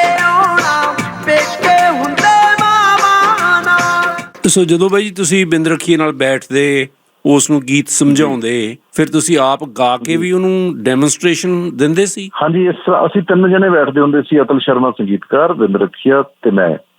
ਉਹਦੇ ਵਿੱਚ ਪਹਿਲਾਂ ਤਾਂ ਮੈਂ ਇਹ ਬੋਲ ਕੇ ਦੱਸ ਦਿੰਦਾ ਸੀ, ਸ਼ਬਦ ਹੀ ਬੋਲ ਕੇ, ਤੇ ਉਹ ਫਿਰ ਬਿੰਦ ਰਖੀਆ ਵੀ ਅਕਸਰ ਇਹੀ ਕਹਿੰਦਾ ਹੁੰਦਾ ਸੀ ਤੇ ਅਤਲ ਭਾਜੀ ਵੀ ਕਹਿੰਦੇ ਹੁੰਦੇ ਸੀ ਵੀ ਤੁਸੀਂ ਇਹਨੂੰ ਜਿੱਦਾਂ ਚਿਤਰਿਆ ਹੋਇਆ ਪਹਿਲਾਂ ਉਹ ਦੱਸ ਦਿਓ, ਜਿਵੇਂ ਚਿਤਰਿਆ ਉਦਾਂ ਕਿ ਜੇ। ਫਿਰ ਮੈਂ ਜਿਹੜਾ ਗੁਣਗੁਣਾ ਕੇ ਦੱਸ ਦਿੰਦਾ ਸੀ ਤੇ ਫਿਰ ਆਮ ਤੌਰ ਤੇ ਕਹਿੰਦੇ ਹੁੰਦੇ ਸੀ ਬਸ ਇਹੀ ਤਰਜ਼ ਰੱਖਦੇ ਆਪਾਂ, ਇਹਨੂੰ ਹੀ ਪੋਲਿਸ਼ ਕਰਦੇ। ਇਹ ਬਾਕੀ ਗਾਇਕਾਂ ਨਾਲ ਵੀ ਏਦਾਂ ਹੁੰਦਾ ਸੀ। ਹੋਰ ਕਿਹੜੇ ਕਿਹੜੇ ਗਾਇਕਾਂ ਨੇ ਤੁਹਾਡੇ ਗੀਤ ਗਾਏ ਆ ਜੀ? ਮੇਰੇ ਟੋਟਲ ਜੀ ਮੈਂ 72 ਗਿਣਦਾ ਹੁੰਦਾ ਸੀ ਵੀ 72 ਆ, ਲੇਕਿਨ ਹੁਣ ਇੱਕ ਲਿਸਟ ਬਣੀ ਆ ਤਾਂ ਉਹਦੇ ਚ ਪਤਾ ਲੱਗਿਆ 76 ਗਾਇਕਾਂ ਨੇ ਮੇਰੇ ਗੀਤ ਗਾਏ ਆ। 154 ਗੀਤ ਇਕੱਲੇ ਬਿੰਦ ਰਖੀਏ ਨੇ, ਬਾਕੀ ਸਰਦੂਲ ਸਿਕੰਦਰ, ਹੰਸਰਾਜ, ਜਗਮੋਹਨ ਕੌਰ, ਆਪਣਾ ਨਰਿੰਦਰ ਮਾਵੀ, ਸੁਰਿੰਦਰ ਲਾਡੀ, ਯੁੱਧਵੀਰ ਮਾਨਕ, ਕੀ ਤਾਂ ਨਛੱਤਰ ਗਿੱਲ ਹੋਣੀ, ਸਾਰਿਆਂ ਦੇ ਨਾਂ ਹੀ ਲੈਣੇ ਔਖੇ ਆ 76 ਜਣਿਆਂ ਦੇ। ਪਰ ਮੈਂ ਇੱਕ ਬੜੀ ਦਿਲਚਸਪ ਕਹਾਣੀ ਸੁਣੀ ਹੈ, ਜ਼ਰੂਰ ਦੱਸਿਓ, ਪੁਸ਼ਟੀ ਕਰਿਓ ਜੇ ਠੀਕ ਆ। ਕਹਿੰਦੇ ਵੀ ਤੁਹਾਡਾ ਇੱਕ ਗੀਤ ਤੁਸੀਂ ਲਿਖਿਆ, ਉਹ ਗੀਤ ਤੁਸੀਂ ਲਿਖਿਆ ਸੀ ਫੀਮੇਲ ਸਿੰਗਰ ਲਈ, ਤੇ ਬਿੱਟੀ ਤੇ ਨੂਰੀ ਦੋਨੇ ਹੀ ਗਾਣਾ ਗਾਉਣਾ ਚਾਹੁੰਦੀ ਸੀ, ਤੁਸੀਂ ਹਲੇ ਫੈਸਲਾ ਨਹੀਂ ਸੀ ਕੀਤਾ ਤੇ ਦੋਨੇ ਲੜ ਪਈਆਂ ਆਪਸ ਵਿੱਚ ਹੀ। ਕਹਿੰਦੇ ਵੀ ਬਿੱਟੀ ਤਾਂ ਨੂਰੀ ਦੀ ਗੁੱਤ ਪੱਟਣ ਨੂੰ ਤਿਆਰ ਹੋ ਗਈ ਸੀ ਵੀ ਇਹ ਗੀਤ ਮੈਂ ਗਾਉਣਾ, ਫਿਰ ਤੁਸੀਂ ਵਿੱਚ ਪੈ ਕੇ ਕੋਈ ਸਮਝੌਤਾ ਕਰਾਇਆ, ਕਿਹਨੂੰ ਦਿੱਤਾ? ਫਿਰ ਕਿਸੇ ਗੀਤ ਪਿੱਛੇ ਲੜਾਈ ਹੋਈ ਹੈ ਤੁਹਾਡੇ ਪਿੱਛੇ? ਨਹੀਂ ਜੀ, ਇਸ ਤਰ੍ਹਾਂ ਦੀ ਤਾਂ ਕੋਈ ਗੱਲ ਨਹੀਂ ਹੋਈ, ਇਹ ਤਾਂ ਉਹੀ ਬਣ ਜਾਂਦੀਆਂ ਕਥਾਵਾਂ। ਸਿਰਫ ਇੰਨਾ ਸੀ ਵੀ ਜਿਹੜਾ ਇੱਕ ਬਿੱਟੀ ਦੀ ਆਵਾਜ਼ 'ਚ ਗੀਤ ਬਹੁਤ ਹਿੱਟ ਹੋਇਆ ਸੀ, ਦੱਸ ਭਾਬੀਏ ਨੀ ਮੁੰਡਾ ਕਿਹੜੇ ਪਿੰਡ ਦਾ, ਉਹ ਤੁਸੀਂ ਗੀਤ ਨੂਰੀ ਨੂੰ ਵੀ ਵਾਅਦਾ ਕੀਤਾ ਸੀ ਦੇਣ ਦਾ? ਨਹੀਂ, ਉਹ ਉਦੋਂ ਕਿਉਂਕਿ ਅਸੀਂ ਉਹ ਨਿਊ ਈਅਰ ਪ੍ਰੋਗਰਾਮ ਦੇ ਵਿੱਚ ਸਾਡੇ 8-10 ਕਲਾਕਾਰ ਹੁੰਦੇ ਸੀਗੇ ਤੇ ਗੀਤ ਏਦਾਂ ਸੁਣਾ ਦਿੰਦੇ ਹੁੰਦੇ ਸੀ। ਉਹਦੇ ਵਿੱਚ ਸਰਦੂਲ ਨੇ ਮੈਨੂੰ ਕਿਹਾ ਬਈ ਇਹ ਗੀਤ ਤਾਂ ਤੁਸੀਂ ਸਾਨੂੰ ਵੀ ਸੁਣਾਇਆ ਸੀ ਤੇ ਸਤਵਿੰਦਰ ਬਿੱਟੀ ਤੋਂ ਤੁਸੀਂ ਰਿਕਾਰਡ ਕਰਾ ਲਿਆ, ਵੀ ਅਸੀਂ ਚਾਹੁੰਦੇ ਸੀ ਵੀ ਨੂਰੀ ਤੋਂ ਗਵਾਇਆ ਜਾਵੇ। ਉਹਦੇ ਚ ਮੈਂ ਕਿਹਾ ਵੀ ਉਹ ਮੈਂ ਨਾ ਕਈ ਗੱਲਾਂ ਦਾ ਹੋਰ ਵੀ ਖਿਆਲ ਰੱਖਦਾ ਹੁੰਦਾ, ਅੰਦਾਜ਼ ਦਾ, ਉਮਰ ਦਾ। ਉਹਦੇ ਚ ਇਹ ਸੀ ਕਿ ਵੀ ਸਤਵਿੰਦਰ ਬਿੱਟੀ ਉਦੋਂ ਅਨਮੈਰਿਡ ਸੀ, ਉਹ ਗੀਤ ਉਹਨੂੰ ਢੁਕਦਾ ਲੱਗਦਾ ਸੀ। ਨੂਰੀ ਤਾਂ ਮੈਰਿਡ ਆ, ਕਿਉਂਕਿ ਉਹ ਗਾਣਾ ਕਹਿ ਰਹੀ ਆ ਵੀ ਦੱਸ ਭਾਬੀਏ ਨੀ ਮੁੰਡਾ ਕਿਹੜੇ ਪਿੰਡ ਦਾ, ਨਣਦ ਕਹਿ ਰਹੀ ਆ ਤੇ ਕੁਆਰੀ ਨਣਦ ਕਹਿ ਰਹੀ ਆ, ਇਸ ਲਈ ਉਹ ਬਿੱਟੀ ਲਈ ਜ਼ਿਆਦਾ ਢੁਕਮਾ ਸੀਗਾ ਤੇ ਨੂਰੀ ਲਈ ਨਹੀਂ ਢੁਕਮਾ ਸੀ। ਪਰ ਏਦਾਂ ਦਾ ਕੋਈ ਨਹੀਂ ਆ ਜਿਸ ਤਰ੍ਹਾਂ ਦਾ ਤੁਸੀਂ ਦੱਸਿਆ। ਅੱਛਾ, ਜਿਸ ਤਾਂ ਸੁਣ ਰਹੇ ਹਾਂ, ਕਹਿੰਦੇ ਵੀ ਉਹ ਗੀਤ ਸੀ ਜਿਹੜਾ ਪਹਿਲਾਂ ਨੂਰੀ ਗਾਣਾ ਚਾਹੁੰਦੀ ਸੀ, ਫਿਰ ਤੁਸੀਂ ਦੂਜੀ ਬਿੱਟੀ ਨੂੰ ਦੇ ਦਿੱਤਾ। ਨਹੀਂ, ਜਿਸ ਤਰ੍ਹਾਂ ਜਿਹੜਾ ਆਪਣਾ ਇਹ ਹੈ ਨਾ ਤੇਰੇ ਚ ਤੇਰਾ ਯਾਰ ਬੋਲਦਾ, ਇਹ ਗੀਤ ਵੀ ਬੜੇ ਥਾਈਂ ਮੈਂ ਸਰਦੂਲ ਨੂੰ ਵੀ ਸੁਣਾਇਆ ਸੀ, ਸੁਰਜੀਤ ਖਾਨ ਨੂੰ ਵੀ ਸੁਣਾਇਆ ਸੀ, ਥਾਂਦੀ ਨੂੰ ਵੀ ਸੁਣਾਇਆ ਸੀ, ਸੁਰਿੰਦਰ ਛਿੰਦੇ ਨੂੰ ਵੀ ਸੁਣਾਇਆ ਸੀ। ਮੈਨੂੰ ਥਾਂਦੀ ਦੀ ਤਾਂ ਵਰਡ ਨਹੀਂ ਯਾਦ, ਕਹਿੰਦਾ ਭਾਜੀ ਇਹ ਗੀਤ ਤੁਸੀਂ ਮੈਨੂੰ ਵੀ ਸੁਣਾਇਆ ਸੀਗਾ, ਬੰਗੇ ਬੈਠੇ ਹਾਂ, ਤੇ ਹੋ ਸਕਦਾ ਕਿਤੇ ਮੈਂ ਰਿਕਾਰਡ ਕਰਾਇਆ ਹੁੰਦਾ ਇਹ ਗੀਤ ਵੀ ਫੇਲ ਹੀ ਹੋ ਜਾਂਦਾ। ਬਿਲਕੁਲ। ਅੱਛਾ, ਤੁਸੀਂ ਬਾਈ ਜੀ ਕਿਤਾਬਾਂ ਵੀ ਕਈ ਲਿਖੀਆਂ, ਲੋਕ ਸੁਰਾਂ ਤੇ ਸੁਰ ਦਰਿਆਵਾਂ ਪਾਰ ਦੇ ਸੀ ਮੇਰਾ ਖਿਆਲ ਇੱਕ ਪੁਸਤਕ ਤੁਹਾਡੀ। ਕਿੰਨੀਆਂ ਪੁਸਤਕਾਂ ਲਿਖੀਆਂ ਤੁਸੀਂ? 7-8 ਆਈਆਂ ਜੀ। ਲੋਕ ਸੁਰਾਂ ਦੇ ਵਿੱਚ ਸੀਗੇ ਆਪਣੇ 20 ਇੱਧਰਲੇ ਕਲਾਕਾਰ, ਸੁਰ ਦਰਿਆਵਾਂ ਪਾਰ ਦੇ ਵਿੱਚ 18-20 ਕਲਾਕਾਰ ਸੀ ਪਾਕਿਸਤਾਨ ਦੇ ਪੰਜਾਬੀ ਕਲਾਕਾਰ। ਇੱਕ ਕਿਤਾਬ ਮੈਂ ਪੂਰੀ ਲਿਖੀ ਸੀਗੀ, ਫਿਰ ਇੱਕ ਪਾਸ਼ ਇਹ ਵੀ, ਉਹਦੇ ਵਿੱਚ ਰੂਟੀਨ ਵਾਲਾ ਪਾਸ਼ ਨਹੀਂ ਸੀ, 8ਵਾਂ ਪਾਸ਼ ਸੀਗਾ। ਪਾਸ਼ ਦੇ ਉੱਤੇ ਮੁਕੰਮਲ ਕਿਤਾਬ, ਕਿਉਂਕਿ ਨੇੜ ਤਾਂ ਬਹੁਤ ਰਹੀ, ਉਹ ਕਿਤਾਬ ਕਾਫੀ ਜ਼ਿਆਦਾ ਪੜ੍ਹੀ ਗਈ। ਤੇ ਇੱਕ ਕਿਤਾਬ ਪਿੱਛੇ ਜੇ ਹੁਣੇ ਆਈ ਆ, ਉਹ ਹੈ ਕਿ ਇਹ ਜੋ ਸ਼ਮਸ਼ੇਰ ਸੰਧੂ ਹੈ, ਮੇਰੇ ਬਾਰੇ ਪ੍ਰਿੰਸੀਪਲ ਸਰਵਣ ਸਿੰਘ, ਖੇਡ ਲੇਖਕ ਗੁਲਜ਼ਾਰ ਸੰਧੂ ਹੁਣਾਂ ਦਾ, ਡਾਕਟਰ SP ਸਿੰਘ, ਹੰਸਰਾਜ ਹੰਸ, ਇਹਨਾਂ ਨੇ 20 ਸੱਜਣਾ ਨੇ ਮੇਰੇ ਬਾਰੇ ਲਿਖ। ਇਹ ਕਿਹਨੇ ਪਬਲਿਸ਼ ਕੀਤੀ ਹੈ ਜੀ? ਇਹ ਆਪਣੇ ਗੁਲਾਟੀ ਸਾਹਿਬ, ਸਤੀਸ਼ ਗੁਲਾਟੀ ਦੀ ਚੇਤਨਾ ਪ੍ਰਕਾਸ਼ਨ ਨੇ ਜੀ। ਅੱਛਾ ਅੱਛਾ ਅੱਛਾ। ਇਸੇ ਤਰ੍ਹਾਂ ਮੇਰੀ ਇੱਕ ਕਹਾਣੀਆਂ ਦੀ ਕਿਤਾਬ ਆਈ ਸੀ, ਕੋਈ ਦਿਓ ਜਵਾਬ, ਉਹ ਬਰਜਿੰਦਰ ਭਾਜੀ ਹੁਣੀ ਉਦੋਂ ਸੀਗੇ, ਦ੍ਰਿਸ਼ਟੀ ਪ੍ਰਕਾਸ਼ਨ ਕੀਤੀ ਸੀ, ਉਹਨਾਂ ਨੇ ਛਾਪੀ ਸੀਗੀ। ਤੇ ਇਸੇ ਤਰ੍ਹਾਂ ਜਿਹੜੀ ਗੀਤਾਂ ਦੀ ਵੀ ਕਿਤਾਬ 2 ਛਪ ਗਈਆਂ, ਇੱਕ ਦਾ ਨਾਂ ਰੱਖਿਆ ਮੇਰੇ ਚੋਣਵੇਂ ਗੀਤ, ਤੇ ਇੱਕ ਦਾ ਨਾਂ ਹੈਗਾ ਤੇਰੇ ਚ ਤੇਰਾ ਯਾਰ ਬੋਲਦਾ, ਇਹ ਵੀ ਚੇਤਨਾ ਪ੍ਰਕਾਸ਼ਨ ਗੁਲਾਟੀ ਸਾਹਿਬ ਨੇ ਛਾਪੀ। ਥਿੜਕਦੇ ਪੈਰ ਤੁਹਾਡੀ ਇੱਕ ਪੁਸਤਕ ਸੀ, ਉਹ ਸ਼ਾਇਦ ਲਾਹੌਰ ਬੁੱਕ ਸ਼ਾਪ ਦੀ ਛਾਪੀ ਹੋਈ ਸੀ, ਮੈਨੂੰ ਪਤਾ ਨਹੀਂ, ਯਾਦ ਨਹੀਂ, ਉਹ ਤੁਹਾਡੀ ਲਿਖੀ ਹੋਈ ਸੀ? ਬਰਜਿੰਦਰ ਸਿੰਘ ਨੇ ਛਾਪੀ ਸੀ ਜੀ, ਕਹਾਣੀਆਂ ਦੀ ਸੀ। ਕਹਾਣੀਆਂ ਦੀ ਕਿਤਾਬ ਦਾ ਨਾਂ ਸੀ, ਕਿਤਾਬ ਦਾ ਨਾਂ ਸੀਗਾ ਕੋਈ ਦਿਓ ਜਵਾਬ। ਉਹਦੇ ਵਿੱਚ ਭੂਆ ਖਤਮ ਕੌਰ, ਥਿੜਕਦੇ ਪੈਰ, ਗੱਛਾ ਵਿਚਾਰੇ ਦਾ ਕਹਾਣੀਆਂ ਸੀ, 11-12 ਕਹਾਣੀਆਂ। ਇਹ ਕਹਾਣੀਆਂ ਜੇ 11-12 ਸੀਗੀਆਂ, ਇਹਨਾਂ ਚੋਂ 10 ਕਹਾਣੀਆਂ ਤਾਂ ਅਮਰਤਾ ਪ੍ਰੀਤਮ ਦੇ ਨਾਗਵਾਣੀ ਮੈਗਜ਼ੀਨ 'ਚ ਪਹਿਲਾਂ ਛਪੀਆਂ। ਦੈਟਸ ਰਾਈਟ, ਮੈਂ ਵੀ ਪੜ੍ਹੀ। ਅੱਛਾ ਸੰਧੂ ਸਾਹਿਬ, ਇਹ ਦੱਸੋ ਹੁਣ ਇੱਕ ਥੋੜਾ ਜਿਹਾ ਨਾ, ਮੈਂ ਚਾਹੁੰਦਾ ਕਿ ਜਿਹੜੇ ਨਵੇਂ ਗੀਤਕਾਰ ਨੇ, ਜਿਹੜੇ ਮੌਜੂਦਾ ਗੀਤਕਾਰ ਨੇ, ਉਹਨਾਂ ਨੂੰ ਇਹ ਪਤਾ ਲੱਗ ਸਕੇ ਤੁਹਾਡੇ ਜ਼ਿਹਨ ਦੇ ਵਿੱਚ ਜਿਹੜਾ ਗੀਤ ਦੀ ਸ਼ੁਰੂਆਤ ਆ, ਜਦੋਂ ਗੀਤ ਜਨਮ ਲੈਂਦਾ, ਪਹਿਲਾਂ ਬੋਲ ਉਹਦੇ ਆਉਂਦੇ ਨੇ ਜਾਂ ਫਿਰ ਗੀਤ ਦੀ ਰੂਪ ਰੇਖਾ ਆਉਂਦੀ ਹੈ? ਕਿਸੇ ਕੋਈ ਇੱਕ ਲਾਈਨ, ਤੁਸੀਂ ਜਿਸ ਤਰ੍ਹਾਂ ਕਿਹਾ ਕਿ ਮੈਂ ਜਾਣ ਬੁੱਝ ਕੇ ਬੈਠ ਕੇ ਇੱਕ ਸ਼ਿਲਪਕਾਰ ਦੀ ਤਰ੍ਹਾਂ ਗੀਤ ਉਹ ਉਤਰਿਆ ਨਹੀਂ, ਸਗੋਂ ਪਹਿਲੇ ਗੀਤ ਦੇ ਤੇਰੇ ਚ ਤੇਰਾ ਯਾਰ ਬੋਲਦੇ ਦੇ ਉਲਟ ਇੱਕ ਕਿਰਦਾਰ ਪੈਦਾ ਕਰਨਾ, ਜਾਂ ਉਸ ਕਿਰਦਾਰ ਨੂੰ ਜਿਹੜਾ ਵਿਲਨ ਦਾ ਕਿਰਦਾਰ ਸੀ ਉਹਨੂੰ ਖਤਮ ਕਰਨਾ ਸੀ, ਇਸ ਕਰਕੇ ਬੈਠ ਕੇ ਮੈਂ ਜਾਣ ਬੁੱਝ ਕੇ ਲਿਖ ਲਿਆ। ਇਸ ਤਰ੍ਹਾਂ ਤੁਸੀਂ ਜਾਣ ਬੁੱਝ ਕੇ ਸੋਚ ਕੇ, ਹੁਣ ਜੇ ਤੁਸੀਂ ਅੰਤਰ ਧਿਆਨ ਹੋ ਕੇ ਬਹਿ ਜਾਓ ਤਾਂ ਗੀਤ ਲਿਖ ਦਿੰਦੇ ਹੋ, ਜਾਂ ਕਿ ਆਪਣੇ ਆਪ ਜ਼ਿਹਨ ਚ ਆਉਂਦਾ? ਆਮ ਤੌਰ ਤੇ ਤਾਂ ਸੁਭਾਵਿਕ ਤੌਰ ਤੇ ਔੜਦੇ ਹੀ ਹੈ ਜੀ, ਗੀਤ ਉਤਰਦੇ ਹੀ ਆ। ਕੋਈ ਸ਼ਬਦ ਚੰਗਾ ਲੱਗ ਜਾਂਦਾ, ਕੋਈ ਸਤਰ ਚੰਗੀ ਲੱਗ ਜਾਂਦੀ, ਕੋਈ ਖਿਆਲ ਜਿਹਾ ਦੂਸਰਾ ਚੰਗਾ ਲੱਗਦਾ ਵੀ ਯਾਰ ਇਹਨੂੰ ਯਾਰ ਦੇਖ ਲਈਏ। ਤੇ ਲੇਕਿਨ ਕਈ ਵਾਰ ਜਿਵੇਂ ਫਿਲਮਾਂ ਵਾਲੇ ਤਾਂ ਸਿਚੁਏਸ਼ਨ ਹੀ ਦੱਸਦੇ ਵੀ ਸਿਚੁਏਸ਼ਨ ਦੇ ਉੱਤੇ ਮਿੱਥ ਕੇ ਲਿਖਣਾ ਪੈਂਦਾ। ਉਹਦੇ ਚ ਮੈਂ ਕਹਿੰਦਾ ਹੁੰਦਾ ਉਹ ਜਾਦੂਗਰ ਜਿਹਾ ਵਾਲਾ, ਪਹਿਲਾਂ ਮੈਂ ਤਾਂ ਹੈਰਾਨ ਹੁੰਦਾ ਸੀ ਦਦਾਰ ਸੰਧੂ ਨੂੰ ਦੇਖਦੇ ਆ, ਦੇਵ ਤਰੀਕੇ ਵਾਲੇ ਨੂੰ, ਯਾਰ ਕਿਵੇਂ ਲਿਖ ਲੈਂਦੇ ਆ, ਪਰ ਕੀ ਪਤਾ ਸੀ ਮੁੜ ਕੇ ਆਪ ਵੀ ਇਹ ਸਾਰਾ ਕੁਛ ਇਸੇ ਤਰ੍ਹਾਂ ਹੀ ਤਨ ਮਨ ਤੇ ਹੰਡਾਉਣਾ ਕੀ ਸੀ ਭਾਜੀ। ਬਈ ਉਹ ਜਿਵੇਂ ਜਾਦੂਗਰ ਨਾ ਪਹਿਲਾਂ 2 ਬਾਲਾਂ ਫੜਦਾ, ਉਹ 2 ਬਾਲਾਂ ਨੂੰ ਟਪਾਉਂਦਾ, ਫਿਰ ਉਹ 3 ਕਰ ਲੈਂਦਾ, 4 ਕਰ ਲੈਂਦਾ, 6 ਕਰ ਲੈਂਦਾ, ਤੇ ਬਾਲ ਵੀ ਡਿੱਗਣ ਨਹੀਂ ਦਿੰਦਾ। ਮਤਲਬ ਮੈਨੂੰ ਇੰਨੀ ਏਦਾਂ ਜੁਗਤ ਜੀ ਆ ਗਈ, ਵਿਧੀ ਜੀ ਆ ਗਈ ਵੀ ਮੈਂ ਉਹ ਸ਼ਬਦਾਂ ਨੂੰ ਏਦਾਂ ਟਪਾ ਦਿੰਦਾ। ਮੈਂ ਜੇ ਇੱਕ ਛੋਟੀ ਜਿਹੀ ਮਿਸਾਲ ਦੇਵਾਂ ਵੀ ਕਿੱਦਾਂ ਟਪਾ ਲੈਂਦਾ, ਯਾਤਰੀ ਨਿਵਾਸ ਸੀ, ਉਹ ਫਿਲਮ ਪ੍ਰੋਡਿਊਸਰ ਠਹਿਰੇ ਹੋਏ ਸੀ, ਉਹਨਾਂ ਨੇ ਮੇਰੇ ਤੋਂ ਫਿਲਮ ਦਾ ਗੀਤ ਲਿਖਵਾ ਲਿਆ ਜੀ, ਤੇ ਉਹ ਗੀਤ ਮੈਂ ਅਗਲੇ ਦਿਨ ਉਹਨਾਂ ਨੂੰ ਲਿਖ ਕੇ ਦੇਤਾ। ਉਹਦੀਆਂ ਲਾਈਨਾਂ ਸੀ ਵੀ ਹਾਸੇ ਨਾ ਹੁਣ ਚੰਗੇ ਲੱਗਦੇ, ਨਾ ਹੀ ਜਾਮ ਸਰਾਈਆਂ, ਮਿੱਤਰਤਾ ਦੇ ਸ਼ੀਸ਼ੇ ਉੱਤੇ ਅੱਜ ਤਰੇੜਾਂ ਆਈਆਂ, ਗਾਂ ਅੰਤਰੇ ਸੀਗੇ। ਉਹਨਾਂ ਨੂੰ ਜਦੋਂ ਮੈਂ ਗੀਤ ਦਿੱਤਾ, ਉਹ ਕਹਿੰਦੇ ਜੀ ਗੀਤ ਲਿਖਿਆ ਤਾਂ ਬਹੁਤ ਵਧੀਆ, ਪਰ ਰਾਤ ਜਾਂ ਤਾਂ ਸਾਡੇ ਸਮਝਾਉਣ 'ਚ ਫਰਕ ਪੈ ਗਿਆ, ਜਾਂ ਤੁਹਾਡੇ ਸਮਝਣ 'ਚ ਫਰਕ ਪੈ ਗਿਆ ਵੀ ਤੁਸੀਂ ਨਾ ਮੁੰਡੇ ਵੱਲੋਂ ਹੀਰੋ ਵੱਲੋਂ ਲਿਖਤਾ, ਅਸੀਂ ਤਾਂ ਇਹ ਹੀਰੋਇਨ ਦੇ ਉੱਤੇ ਫਿਲਮਾਉਣਾ, ਹੀਰੋਇਨ ਦੂਸਰਾ ਵਾਲੇ ਪਾਸਿਓਂ ਗੀਤ ਆਉਣਾ ਚਾਹੀਦਾ ਫੀਮੇਲ ਤੋਂ, ਤੇ ਇਹ ਦੂਸਰਾ ਨੁਕਸ ਹੋ ਪੈ ਗਿਆ। ਮੈਂ ਸਾਰੇ ਗੀਤ ਤੇ ਧਿਆਨ ਮਾਰਿਆ ਭਾਜੀ, ਤੇ ਮੈਂ ਸਾਰੇ ਗੀਤ ਦੇ ਵਿੱਚ ਇੱਕ ਸ਼ਬਦ ਚੇਂਜ ਕੀਤਾ। ਕਿਹੜਾ? ਇੱਕ ਸ਼ਬਦ ਬਦਲਣ ਦੇ ਨਾਲ ਗੀਤ ਦਾ ਸੈਕਸ ਚੇਂਜ ਹੋ ਗਿਆ। ਉਹ ਲਾਈਨਾਂ ਮੈਂ ਬੋਲ ਕੇ ਦੱਸਦਾ। ਪਹਿਲਾਂ ਸੀ ਲਾਈਨਾਂ ਕਿ ਹਾਸੇ ਨਾ ਹੁਣ ਚੰਗੇ ਲੱਗਦੇ, ਨਾ ਹੀ ਜਾਮ ਸਰਾਈਆਂ, ਮਿੱਤਰਤਾ ਦੇ ਸ਼ੀਸ਼ੇ ਉੱਤੇ ਅੱਜ ਤਰੇੜਾਂ ਆਈਆਂ। ਮੈਂ ਕਿਹਾ ਲਓ ਜੀ, ਹੁਣ ਇਹ ਕਿ ਹਾਸੇ ਨਾ ਹੁਣ ਚੰਗੇ ਲੱਗਦੇ, ਨਾ ਹੀ ਸੁਰਮ ਸਲਾਈਆਂ, ਮਿੱਤਰਤਾ ਦੇ ਸ਼ੀਸ਼ੇ ਉੱਤੇ ਅੱਜ ਤਰੇੜਾਂ ਆਈਆਂ। ਵਾਹ ਵਾਹ ਵਾਹ ਵਾਹ ਵਾਹ, ਸੁਰਮ ਸਲਾਈਆਂ ਕਰਤਾ, ਤੇ ਉਹ ਸਾਰੇ ਦਾ ਸਾਰਾ ਗੀਤ ਥੱਲਿਓਂ ਉਸੇ ਤਰ੍ਹਾਂ ਸੀ। ਜੋ ਜਨਮ ਮਰਨ ਦੇ ਵਾਅਦੇ ਸੀ, ਉਹ ਲੂਣ ਵਾਂਗਰਾਂ ਖੁਰ ਗਏ ਨੇ, ਕੀ ਕਰੀਏ ਗੱਲ ਕਰਾਰਾਂ ਦੀ, ਜੋ ਗਮ ਸਾਗਰ ਵਿੱਚ ਰੁੱਟ ਗਏ ਨੇ, ਇੱਕ ਪਛਤਾਵਾ ਕਾਹਦੀ ਖਾਤਰ ਕੀਤੀਆਂ ਜੱਗ ਹਸਾਈਆਂ, ਮਿੱਤਰਤਾ ਦੇ ਸ਼ੀਸ਼ੇ ਉੱਤੇ ਅੱਜ ਤਰੇੜਾਂ। ਅੱਛਾ ਸੰਧੂ ਸਾਹਿਬ, ਜਿਹੜਾ ਬਿੰਦ ਰਖੀਏ ਦਾ ਆਖਰੀ ਗੀਤ ਸੀ, ਇਹ ਇਤਫਾਕ ਸੀ ਜਾਂ ਕਿ ਵਾਕਈ ਉਹ ਕਹਾਣੀਆਂ ਉਹਦੇ ਪਿੱਛੇ ਮੈਂ ਕਈ ਸੁਣ ਰਿਹਾ, ਉਹ ਗੀਤ ਨੇ ਬਹੁਤ ਸਾਰੇ ਲੋਕਾਂ ਨੂੰ ਖੈਰ ਉਹਨਾਂ ਦਾ ਕਥਾਰਸਿਸ ਵੀ ਹੋਇਆ, ਮੈਂ ਕੱਲ ਤੱਕ ਨਹੀਂ ਰਹਿਣਾ, ਉਹ ਗੀਤ ਦੀ ਪੂਰੀ ਕਹਾਣੀ ਕੀ ਹੈ? ਉਹ ਭਾਜੀ ਚੰਗੀ ਗੱਲ ਸਕਾ ਤੁਸੀਂ ਇਹ ਤੁਹਾਡਾ, ਕਿਉਂਕਿ ਬਹੁਤ ਵਿਸ਼ਾਲ ਘੇਰਾ ਤੇ ਵੀ ਮੈਂ ਚਾਹੁੰਦਾ ਕਿ ਇਹ ਗੱਲ ਦੱਸੀ ਜਾਵੇ। ਇੱਕ ਦੋ ਥਾਵਾਂ ਤੇ ਦੱਸੀ ਹੈ ਪਰ ਗੱਲ ਦੂਸਰਾ ਖਿੰਡ ਨਹੀਂ ਰਹੀ। ਅਸਲੀਅਤ ਇਹ ਸੀ ਕਿ ਨਵੰਬਰ ਵਿੱਚ ਬਿੰਦਰ ਰੱਖੀ ਦੀ ਡੈਥ ਹੁੰਦੀ ਆ, ਮਾਰਚ ਦੇ ਵਿੱਚ ਸਾਡੀ ਕੈਸਟ ਰਿਲੀਜ਼ ਹੋ ਜਾਂਦੀ ਆ ਇਸ਼ਕੇ ਦੀ ਅੱਗ। ਇਹ ਇਸ਼ਕੇ ਦੀ ਅੱਗ ਕੈਸਟ ਦੇ ਵਿੱਚ ਗੀਤ ਸੀਗਾ।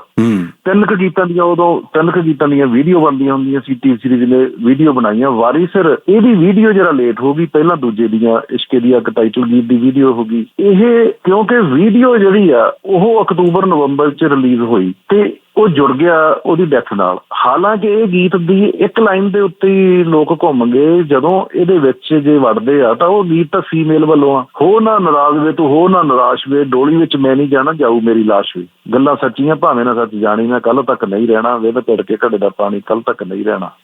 ਤੇ ਵਿੱਚੋਂ ਸਬਜੈਕਟ ਤਾਂ ਹੋਰ ਆ ਇਸੇ ਕੈਸਟ ਦੇ ਵਿੱਚ, ਕਿਉਂਕਿ ਉਹਦੀ ਵੀਡੀਓ ਨਹੀਂ ਜਾਣੀ। ਇਹ ਨਾਸ਼ਵਾਨਤਾ ਦਾ ਗੀਤ ਸੀ ਉਹ ਵੀ ਤੂੰ ਯਾਦ ਕਰੇਂਗੀ ਮਿੱਤਰਾਂ ਨੂੰ, ਫਿਰ ਯਾਦ ਕਰੇਂਗੀ ਮਿੱਤਰਾਂ ਨੂੰ, ਅਸੀਂ ਤੁਰ ਗਏ ਜੇ ਇੱਕ ਵਾਰੀ ਨਹੀਂ, ਫਿਰ ਫਿਰੇਂਗੀ ਮਾਰੀ ਮਾਰੀ ਨਹੀਂ, ਕੋਈ ਨਹੀਂ ਚੱਲਣੀ ਹੁਸ਼ਿਆਰੀ ਨਹੀਂ, ਹੱਥ ਮੱਤੇ ਉੱਤੇ ਧਰ ਕੇ ਨਹੀਂ, ਕੋਠੇ ਉੱਤੇ ਚੜ ਕੇ ਤੂੰ ਯਾਦ ਕਰੇਂਗੀ ਮਿੱਤਰਾਂ ਨੂੰ। ਇਹਦੀ ਜੇ ਵੀਡੀਓ ਬਣਦੀ ਤਾਂ ਸ਼ਾਇਦ ਇਹ ਹੋ ਜਾਣ। ਲੇਕਿਨ ਇਸ ਤੋਂ ਬਾਅਦ ਭਾਜੀ ਆਮ ਸਮਝਿਆ ਗਿਆ ਇਹ ਕਿ ਇਹ ਗੀਤ ਉਹਦਾ ਆਖਰੀ ਗੀਤ ਸੀ। ਇਸ ਤੋਂ ਬਾਅਦ ਬਕਾਇਦਾ ਗਲਤੀ ਮਲਤੀ ਮਾਫ ਕਰ ਦਿਓ ਟੀ ਸੀਰੀਜ਼ ਵੱਲੋਂ 8 ਗੀਤਾਂ ਦੀ ਕੈਸਟ ਰਿਲੀਜ਼ ਹੋਈ। ਉਸ ਤੋਂ ਬਾਅਦ ਅੱਖੀਆਂ ਦੇ ਵਣ ਜੋ ਬੁਰੇ 8 ਗੀਤਾਂ ਦੀ 16 ਗੀਤ ਤਾਂ ਉਹਦੇ ਤੇ ਇੱਕ ਨਿਊ ਈਅਰ 'ਚ ਪਾਇਆ ਸੀ। 17-18 ਗੀਤ ਬਾਅਦ 'ਚ ਆਏ ਆ ਇਸ ਗੀਤ ਤੋਂ ਬਾਅਦ। ਅੱਛਾ, ਇਹ ਆਖਰੀ ਗੀਤ ਨਹੀਂ ਸੀ? ਆਖਰੀ ਗੀਤ ਨਹੀਂ ਸੀ। ਤੇ ਕਿਉਂਕਿ ਦੂਸਰਾ ਵੀ ਨਾਸ਼ਮਾਨਤਾ ਦੀ ਗੱਲ ਸੀ ਤੇ ਉਹਦੀ ਡੈਥ ਦੇ ਨੇੜੇ ਤੇੜੇ ਉਹਦੀ ਵੀਡੀਓ ਆਈ ਚੈਨਲਾਂ ਦੇ ਉੱਤੇ, ਇਸ ਕਰਕੇ ਗੱਲ ਜੁੜ ਗਈ। ਅੱਛਾ, ਫਿਰ ਹੁਣ ਬਿੰਦਰ ਰੱਖੀਏ ਦੇ ਬੇਟੇ ਨਾਲ ਕਿਉਂ ਨਹੀਂ ਤੁਸੀਂ ਕੋਸ਼ਿਸ਼ ਵੀ ਮੇਰਾ ਖਿਆਲ ਕੀਤੀ ਆ, ਉਹ ਗੱਲ ਨਹੀਂ ਬਣ ਸਕੀ, ਉਹ ਜੋੜੀ ਜਿਹੜੀ ਹਾਂ ਅੱਗੇ ਚੱਲ ਸਕਦੀ ਸੀ, ਉਹ ਕਿਉਂ ਨਹੀਂ ਹੋ ਸਕਿਆ ਉਸ ਤਰ੍ਹਾਂ?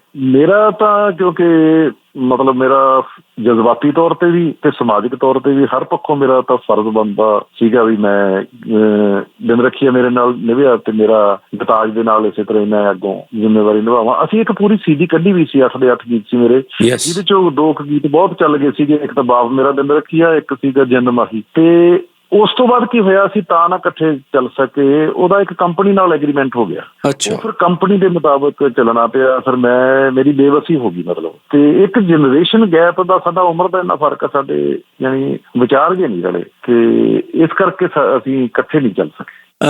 ਅਖੀਰ ਦੇ ਵਿੱਚ ਤੁਸੀਂ ਸਾਡੇ ਸੁਣਨ ਵਾਲਿਆਂ ਨੂੰ ਤੇ ਖਾਸ ਤੌਰ ਤੇ ਜਿਹੜੀ ਨਵੀਂ ਪੀੜ੍ਹੀ ਦੇ ਗੀਤਕਾਰ ਨੇ ਉਹਨਾਂ ਨੂੰ ਕੀ ਕਹਿਣਾ ਚਾਹੋਗੇ? ਅੱਜ ਕੱਲ ਤੁਸੀਂ ਮੂਸੇ ਵਾਲੇ ਦੇ ਗੀਤ ਸੁਣਦੇ ਹੋ, ਹੋਰ ਬਹੁਤ ਸਾਰੇ ਗੀਤਕਾਰ ਨਵੇਂ ਆਏ ਨੇ ਜਿਹੜੇ ਗਾਉਂਦੇ ਵੀ ਆ, ਉਹਨਾਂ ਨੂੰ ਕੀ ਕਹਿਣਾ ਚਾਹੋਗੇ?